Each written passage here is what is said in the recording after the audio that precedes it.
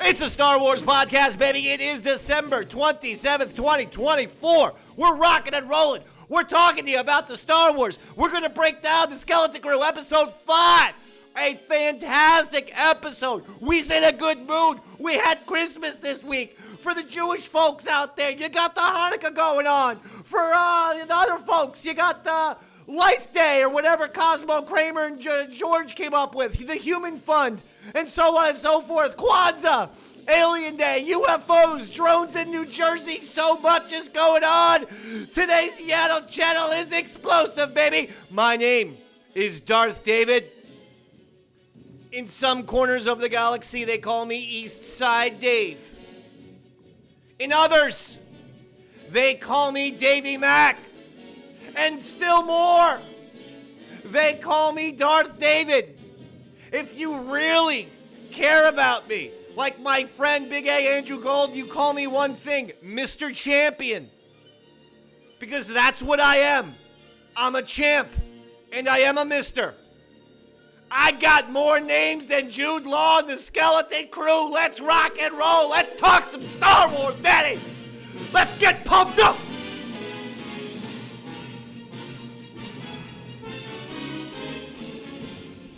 Because I'm telling you, Skeleton Crew, it's got it going on, officially. Yes, sir.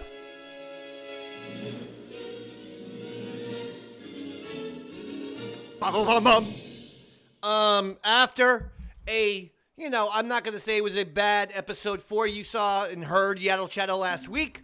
I just thought that episode 4 was weak. A little weak. Again, we're not saying bad. We're not saying crappy. We're just saying a little weak. A lot of walking and talking. Not a lot of stuff going on. Comparatively to episodes 2 and 3.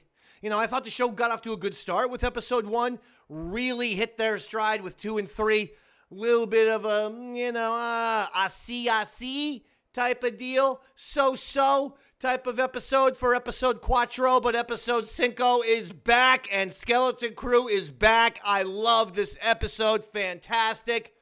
I will say to anyone out there watching the Yaddle Chattle, please try to avoid being a hack, which is at this stage in the game of Skeleton Crew, if you're doing if you think that you're providing a new insight by comparing Skeleton Crew to the Goonies, I must tell you, with all due respect, even if you do like the show, you're a hack. I mean, it's impossible to avoid, talking about the Goonie parallels, especially in this episode where, my God, it looked like they were using the set of the Goonies 100%. Golly. A One-Eyed Pete or whatever the fuck, a One-Eyed Willie, looked like his whole goddamn little headquarters. But so that's not what's bothering me. It's sometimes when I go on the Twitter and I see the people be like, this last episode of Skeleton Crew, I don't know if you're thinking the same thing I'm thinking, but it gave me Goonies vibes. 5 episodes into the fucking Skeleton Crew and you're doing that shit. Come on, man. Don't be so lazy. Look it up. Look to see if other folks are doing the Goonies comparison, and you'd find out that that's been going on for 2 months. But I'm not here to be upset. I'm here to be happy, Daddy. I had a fantastic Christmas. I hope you did as well. Did you get anything nice? I got some nice things. I'm not at liberty to say all of them. Well, one was a flannel kind of coat. Mother, she likes to give me Shmi. That is my mother's name.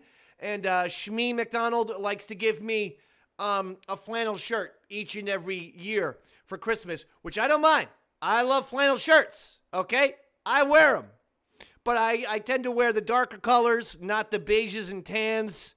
And I've discussed this with the mother unit before. I've told Shmi McDonald, I'm really more of a black and blue type of guy. I can get away with some brown. Got to be dark brown. Nice chocolate brown, okay? But we're really talking black and blue for the Davey Mac wardrobe. I can get away with brown. But beiges, tans, oranges, yellows, no, sir. No. See, that's why I could never become an X-Wing pilot. The orange outfit. Not going to work for the Dave man. I got the orange hair already. It's orange overkill. All right? Next thing, you feel like you're looking at that goddamn orange monster in the Bugs Bunny cartoons who just had, the giant orange head and torso and little tiny legs, I guess. You could only see his feet. But let's not get too sidetracked. I'm pumped up, obviously, because it's Christmas week. It's holiday week. I'm excited. I like this time of year. It's so beautiful. I like to go on a run of movies and scenes that make me cry. Even though I watch It's a Wonderful Life every single Christmas Eve, on Christmas Day, I like to go to the ending. Not the end, like when he's on the bridge. I treat, if you don't like It's a Wonderful Life, just treat it like a Twilight Zone episode. Go to that goddamn, go find the last half hour is all you really need to watch for It's a Wonderful Life. And I won't have any It's a Wonderful Life blaspheme here, okay? It's spectacular. But I'm saying, if you're in a time crunch, just go to the last half hour. It acts like a Twilight Zone episode. It's tremendous. So I am a little bit jacked up. I'm not going to lie. But it's also because I'm thoroughly enjoying the Skeleton Crew. And I got to tell you, this episode, boom. We're back into episodes 2 and 3 type of vibe. Quick, funny, action, fast-paced. When we need a little story and information, they give it to us straight up. Little twist here, little turn there, nothing big, nothing. Well, I guess there's a couple of somewhat big twists and turns. But for the most part, action, story, good acting, stuff to look at on the screen, monsters, giant ones, and all kinds of shit going on. So let's talk about it. Let's get off the bat. Let's do it right off the bat is what I was fucking trying to say. But we all are, we're also going to do a couple other non-Skeleton Crew topics at the end of this episode as well. That's important. One very important topic, I will tell you. And so make sure you're tuning in for that as well. But let's get into this new episode. I keep dropping my fucking papers. Let's get into the new episode of Skeleton Crew. Okay?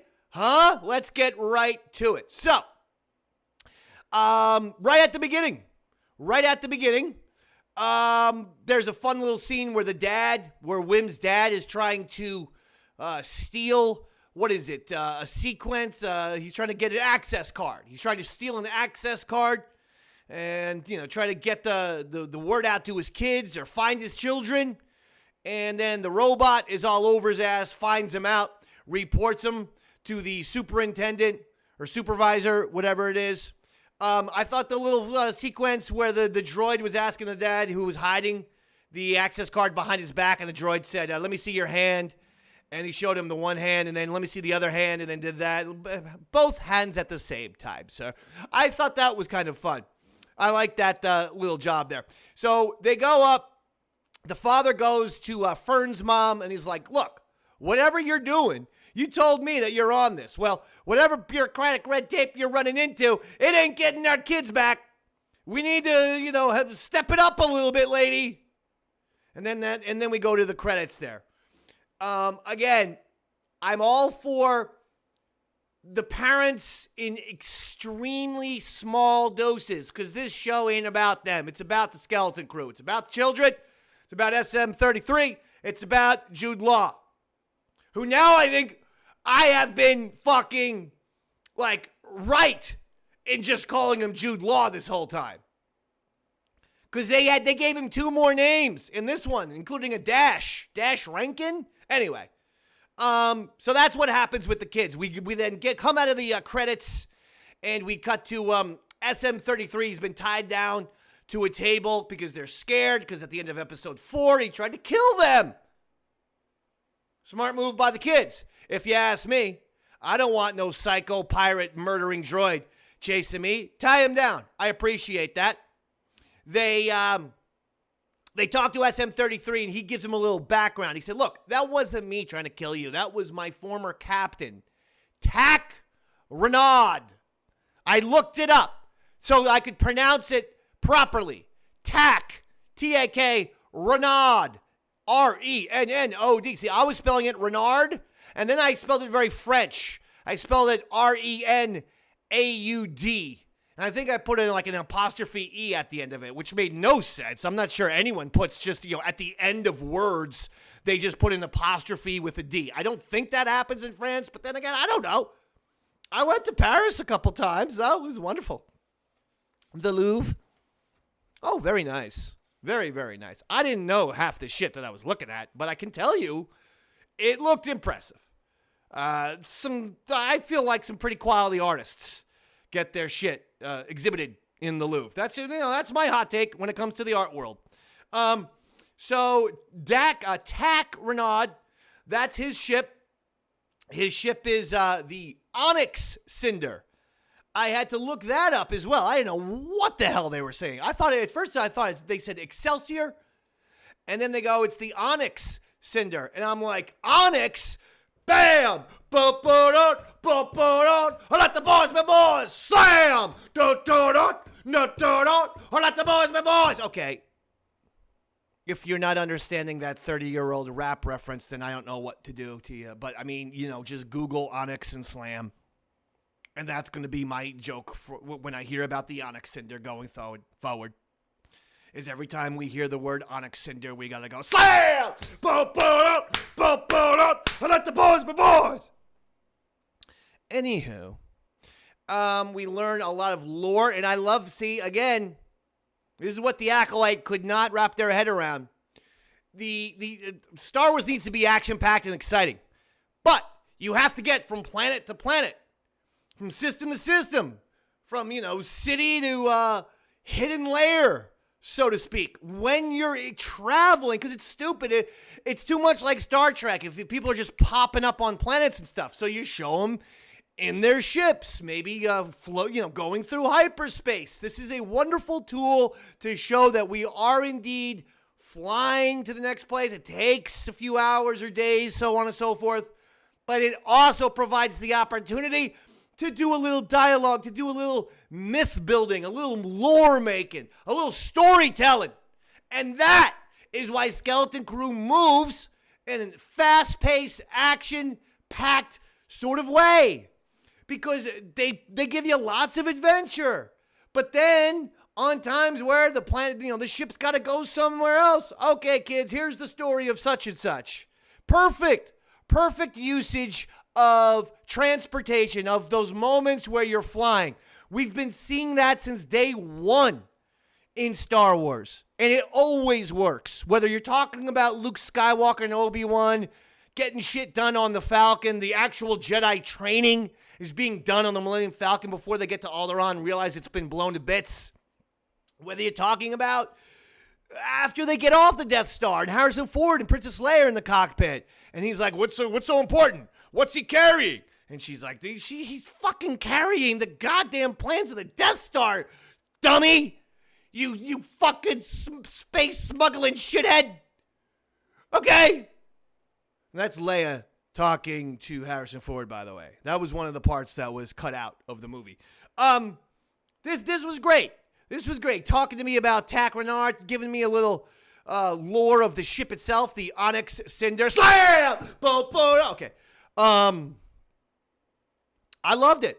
So at that point, SM30, they say to SM33, get us to your captain's lair so we can find the coordinates or something, whatever, some kind of, fucking map or a key or something to get us back to Ad. He says, sure. They go. All of a sudden, beautiful wintry planet. I was thinking they were on the same planet as the folks in Solo. Because also the space yachts. I mean the yachts on the planet, the pleasure ships, as Jude Law called them, they looked exactly like the same ones from Solo. Am I wrong here? Were they on the same planet? I heard someone say that it could be a similar planet from Rise of Skywalker. I'm like, Rise of Skywalker? I don't remember no shit in Rise of Skywalker with a snowy planet, do I? We saw a whole bunch of planets at the beginning. Like when they were what was that? Light speed skipping? And they were just going from planet to planet real quick. All right, maybe that's when we saw this thing. But go check out the planet on Solo. It's wintry, it's mountainous, and it's got the same kind of pleasure ships. I'm sorry. Anyway, we find out this place's name is, what is it? Lanupa. They're in Lanupa. SM33 tells them, and it's got a lot of different names, but Lanupa is one of them.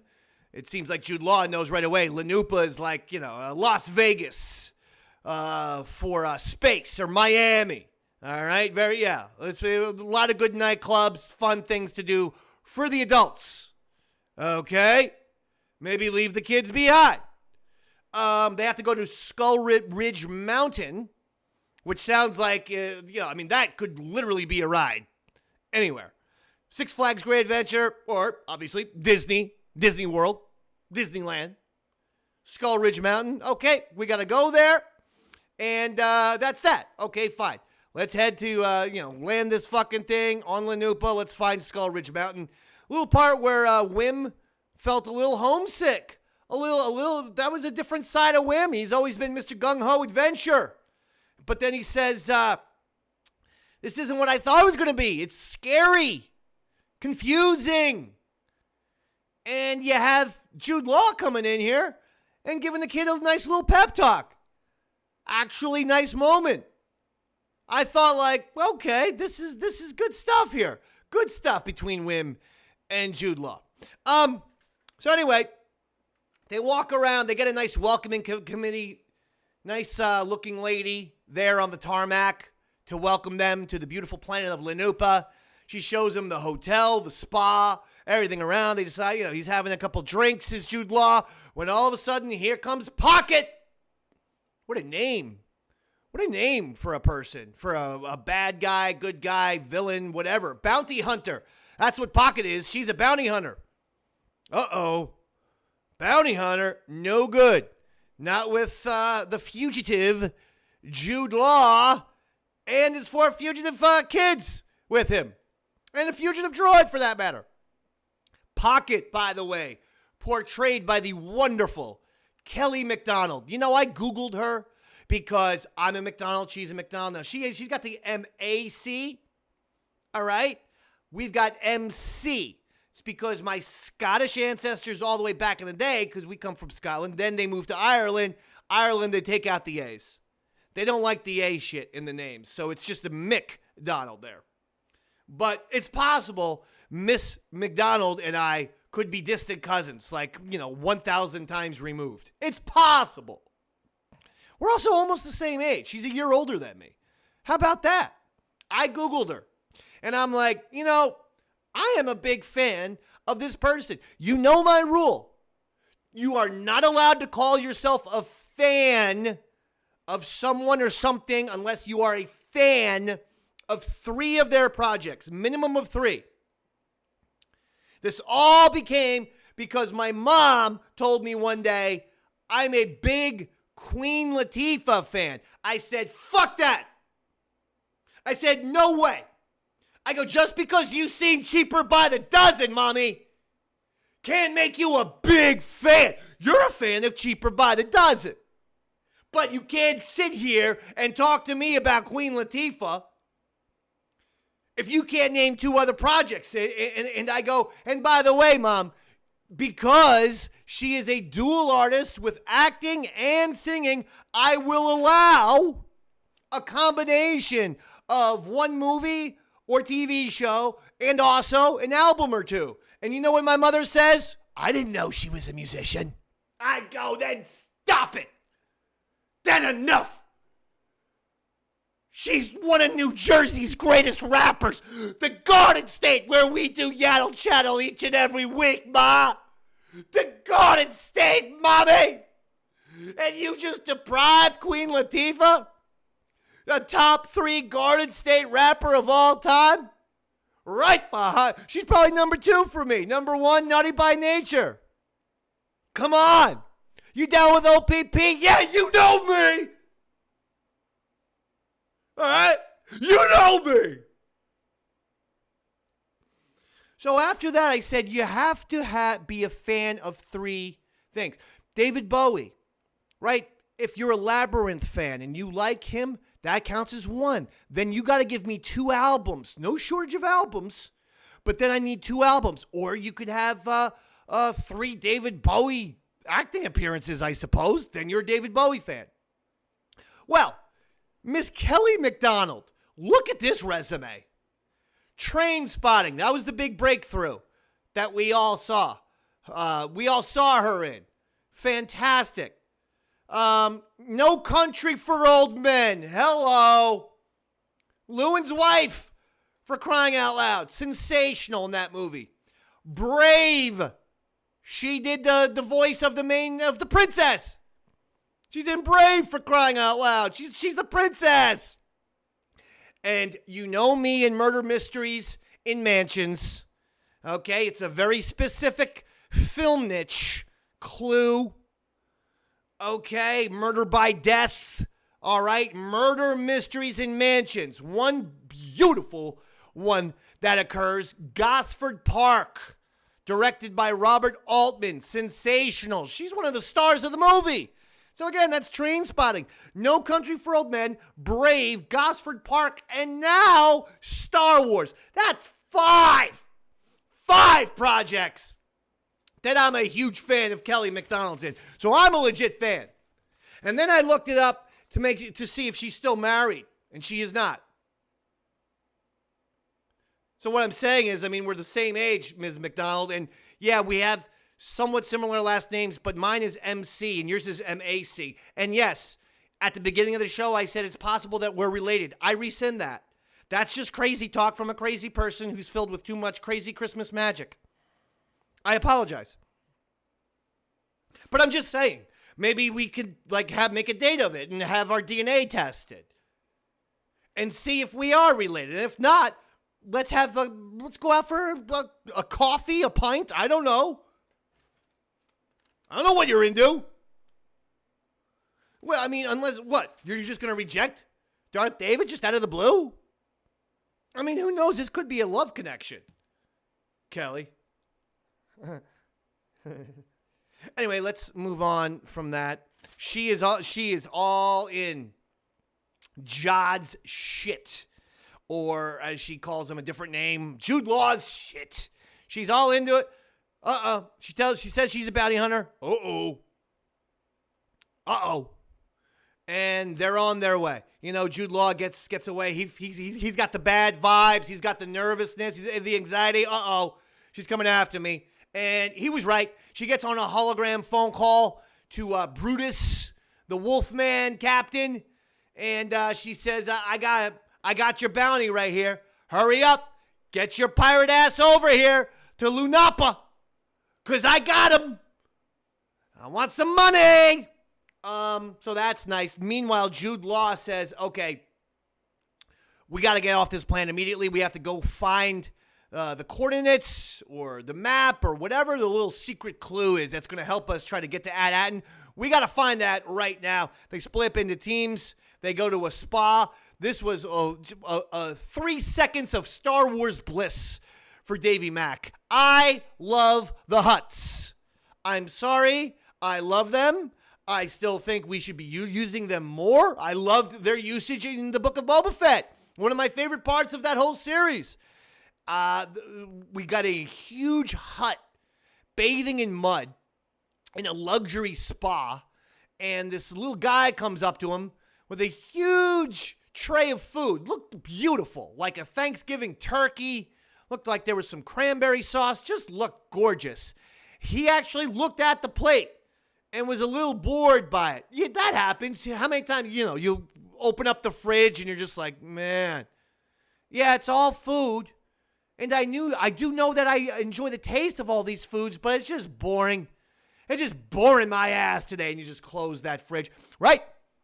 Jabba does the same thing. He looks at the spread. He goes, oh, I don't like it. And instead picks up the waiter, picks up the server of his food and decides to eat that guy. We see that off camera. But we also hear the guy off camera says, no, sir. Please, not again. Not again, sir. So apparently this happens. And this creature has the ability to get eaten by Jabba the Hutt and then pooped out. and still be alive. I find that to be insane, disgusting, and fantastic. All at once. Because he said not again. He got to be talking about himself. That's gross. But I love it. I love all Hutts. I love Jabba. Meanwhile, the couple of the other kids. So that's one of the groups. Now the other group with Fern, Wim, they're down. They're down somewhere, down in some kind of basement area. I don't know what the shit it is. It's people who want to get the spa treatment without the sunlight, I suppose. And all of a sudden, here comes a guy. His name is Catholips. Catholips. What a crazy-ass name there. That was one I had a hard time even Googling. I kept doing Skeleton Crew Catholip, and they kept trying to spell correct it into Catholic. I'm like, I ain't looking for a Catholic. If I wanted to, I would just look myself in the damn mirror. I'm looking for Catholips. Anyway, they find Catholips. All of a sudden, we realize the pirates are here. Jude Law and his team escape the upstairs spa. They go downstairs. They meet up with Fern and Wim, so the whole crew is together. KB, Neil, Jod, Fern, Wim, they're all together. And they realize, the pirates are coming. All right, we got to hurry here.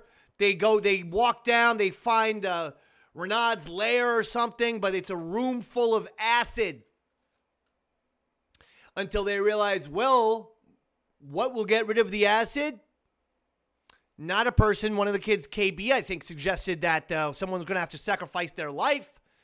Jude Law's like, come on, man. Pirates don't care about life. Pirates care about money. Give the goddamn acid lake some money. Let's go. And they do. And all of a sudden, the acid gets drained and a secret staircase opens up. Boom. There they go. They work their way downstairs. And we're talking a massive treasure room. Scrooge McDuck would have been jealous of this shit. And obviously, this was a part, yes, right out of the Goonies. We understand. We get the Goonies shit now. And again, it's almost impossible not to talk about the Goonies with this show. I'm just saying, try not to pretend like you're the one coming up with a fresh take. Like, this is the first time anyone's ever heard Skeleton Crew and Goonies. Because now we've heard it for a long time. It's starting to almost irritate me a little bit, even though, obviously, this scene was right out of, or at least the set, okay? The set was right out of the Goonies. I mean, insane. But anyway, they're trying to find coordinates to Ad-Aden. There's some kind of clue that will give them an idea of how to get back to Ad-Aden. And Neil notices the food. I love it. Neil's stomach always talking. He's hungry a lot.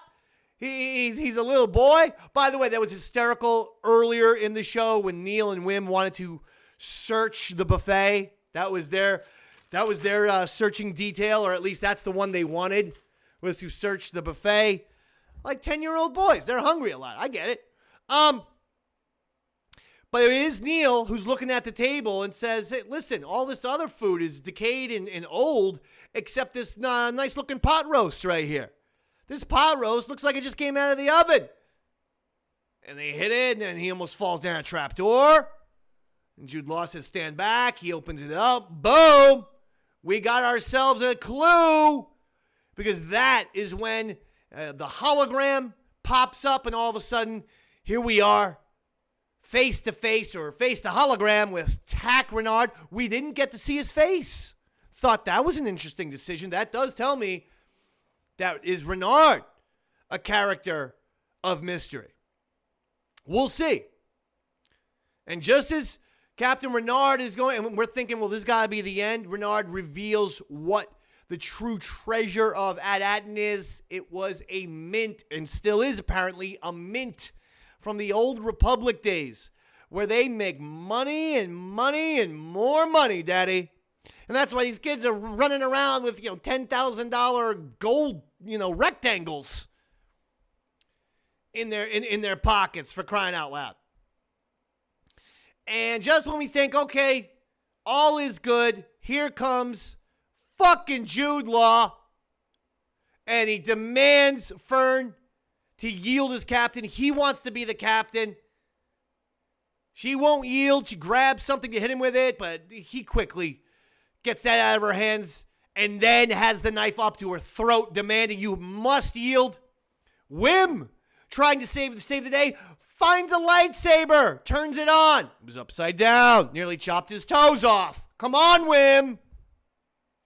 You read those Jedi books all the time. You don't know which way is up on a lightsaber? Come on, man. Damn it.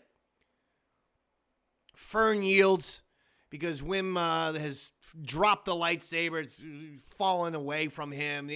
They're screwed. So you know what? I yield. You're the captain. And there you go. Oh, no. Then the kids hit that trap door again because he releases Fern. Fern gets next to her buddies. Wim, I think it's Wim's idea, or maybe it was Neil's. They hit the trap door. They get out. Last thing we see, kids are gone from Jude Law, but Jude Law now has a lightsaber looking very menacing. That's it. Roll credits. End of episode. Spectacular. Spectacular episode. Now, not to get too much into the I told you so phase, but I told you so! Because remember, very early on, I told you SM-33. I'm not saying the droid has any connection to the Sith. I was just trying to use what was the droid's name and see if we could apply it to anyone else. And when I did, I said SM, Sith Master. I said 33, Enlightened, because that's what that number means for, a lot of those Freemasons and whatnot. They love the number 33 because it means enlightened. So, Sith Master Enlightened. I told you. Okay, on that first Yaddle Chattle. First Skeleton Crew Yaddle Chattle. Go back and watch. I told you. Jude Law is going to come across bad guy. He is definitely going to turn on these kids late in the game. But then his conscience will get the better of him, and he will decide to save them. Boom. I mean, come on, folks. Come on. I got it. And yeah, you could say, well, we've kind of known. No, we know he's a scoundrel. We know he's a pirate. We didn't know he's going to literally hold a knife up to a kid's throat and say, put me in charge or I'm going to kill you. No, we didn't say that. That was a hardcore turn. Putting up a blade to a kid, yeah, that's it. That's what I was talking about as really going bad guy right before episode 7 or 8 concludes. He will be back on board helping these children. Mark my words. All in all, what an episode. Holy mackerel. I loved it. I put it there with 2 and 3. Part of me, the only part of me says maybe this was sort of good enough to make a movie. Maybe this should have been a movie. The scuttlebutt was that they want to make a movie out of this. Maybe this is movie worthy. Because right now, if you pack episodes 2, 3, and 5 together, you have a hit. You have a hit movie on your hands, in all honesty. Now, that ends our Skeleton Crew episode 5 review and recap, but it's not the end of Yaddle Chattle because 8 years ago to this day, we lost our princess, Princess Leia, Carrie Fisher.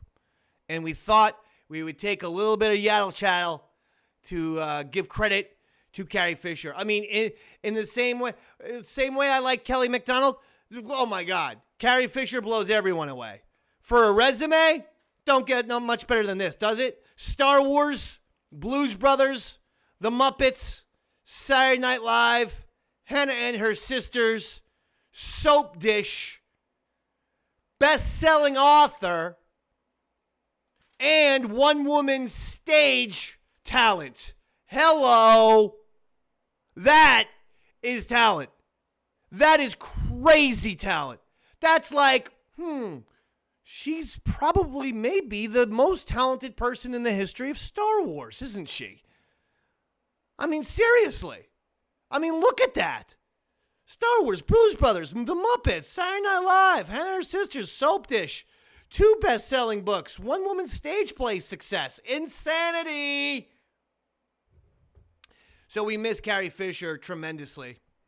I did a I brought up a few quotes from the great Carrie Fisher. Blah, blah, blah.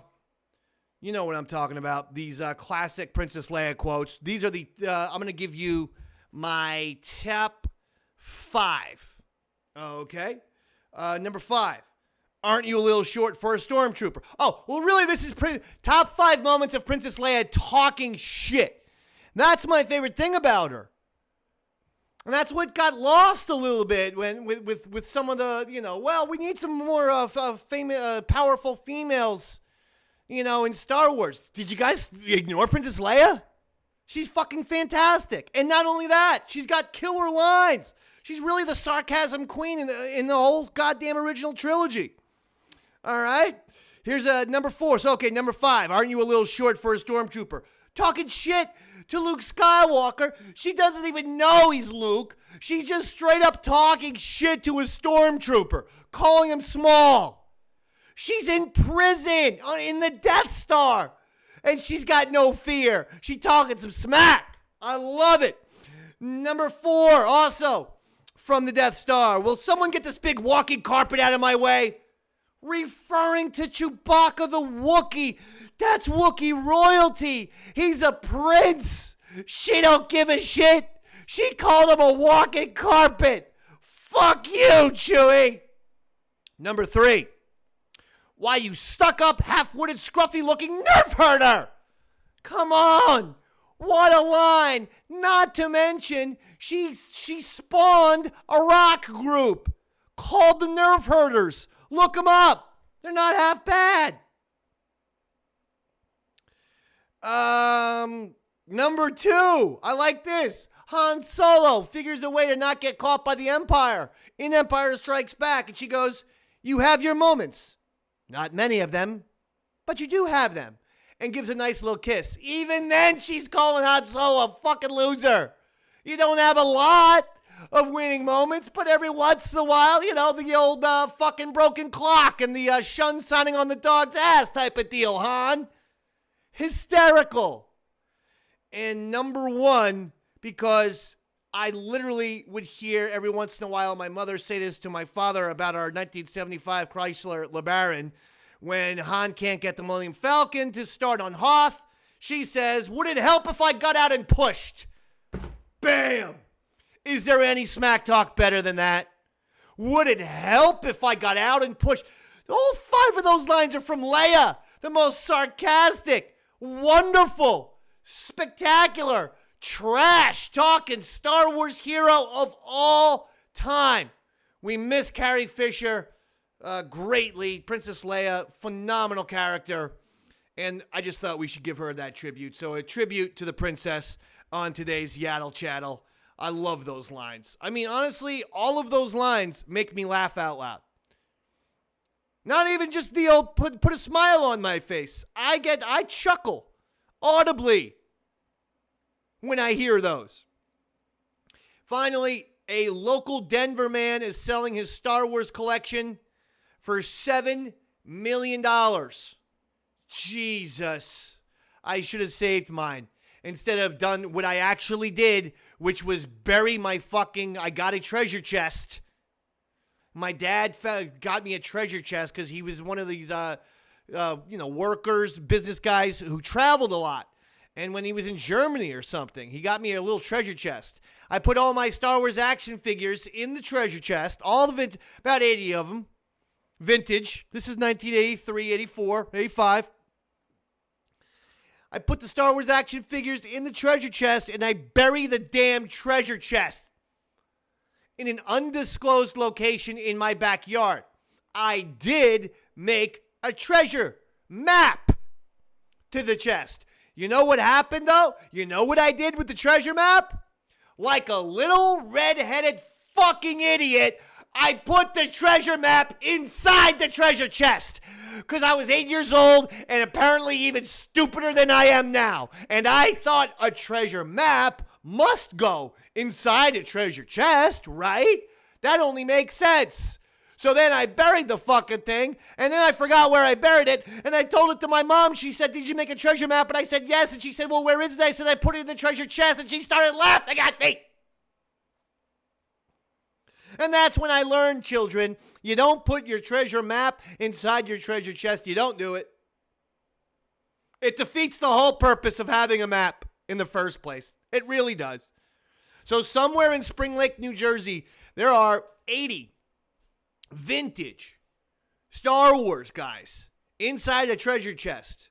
When I was in my freshman year of high school, I got 3 of my friends to actually try to dig up the part of the yard that I thought my action figures were located, where I thought the chest was buried. And my dad comes home, 6 p.m. He finds, no shit, about, I'd say, an 8 to 10 feet long by 4 to 5 feet across by 5-6 feet deep fucking massive pit. Needless to say, I got grounded that day, folks, as I was accused of destroying the backyard and causing hundreds and hundreds of dollars in damage, with which they were going to have to call the landscaper and have this gigantic. Basically, it was big enough for like 5 or 6 coffins could have been buried very comfortably in my massive ditch that I dug with the help of my friends trying to find my Star Wars treasure chest. Didn't find the guys. Did get 4 weeks of grounding. Had to mow the lawn for free. For like a month or two. They used to give me a $5 or something, $5, $10 to mow the lawn. 2 months. Had to do it for free. It was summertime too. That was some bullshit punishment. I'm sorry. I mean, I know I caused a lot of damage on the yard. I admit that. 2 months in the summer mowing lawn, not even $1. Okay? Anyway, that's beside the point. The point is, Star Wars going well right now with the Skeleton Crew. How fucking hard was this, Acolyte? I mean, really, how hard was this? Oh, I know. It was really, really fucking hard for the Acolyte or for people who truly don't get Star Wars and or are too inept to make and execute proper Star Wars. Action-packed, fast, fun. Little lore, little mythology. That's what the Skeleton Crew's doing. Acolyte, a depressing slog of a fucking show. So depressing, self-indulgent, and boring. So everything that the Acolyte was, thankfully, the Skeleton Crew is not. And everything the Skeleton Crew is, unfortunately, Acolyte was not. I hope the damage hasn't been done too much from the Acolyte and from, really Last Jedi killing Luke.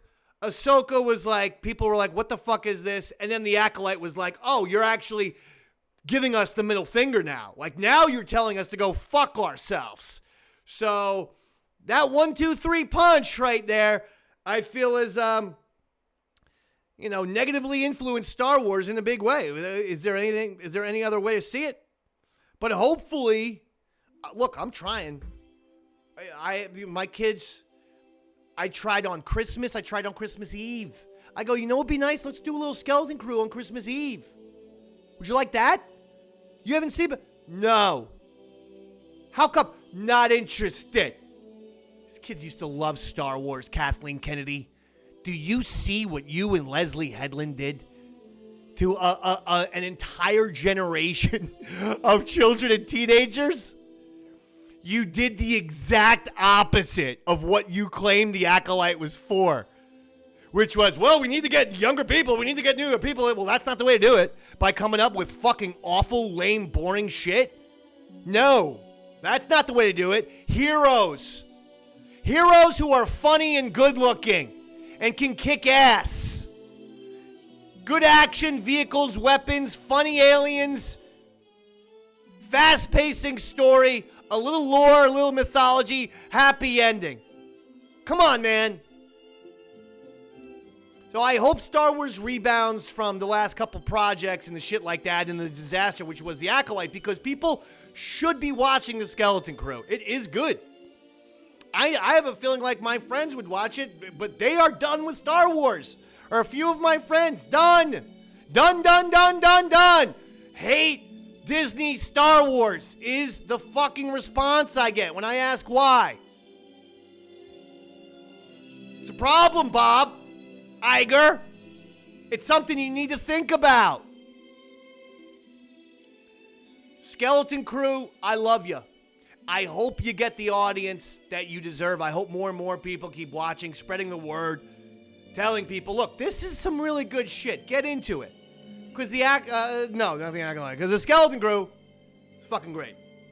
All right, look. I want to say thank you to all you Yaddle heads. We may be doing an episode next week. We might take the week off. Okay? I'm not 100% sure of where I'm going to be. But you know we like to release these shows on Friday, usually. Sometimes a Saturday, sometimes a Thursday. That's why the goal is Friday. All right? Now, I hope you've had a wonderful Christmas and Hanukkah and Kwanzaa and simply a wonderful holiday season, no matter what you celebrate. And I thank you, Yaddleheads. My name is Davey Mack. It's Eastside Dave, yeah. But it's also Darth David, the host of Yaddle Chattle, a Star Wars podcast. Thanks for watching and listening, week in and week out. Until then, may the Force be with you, always.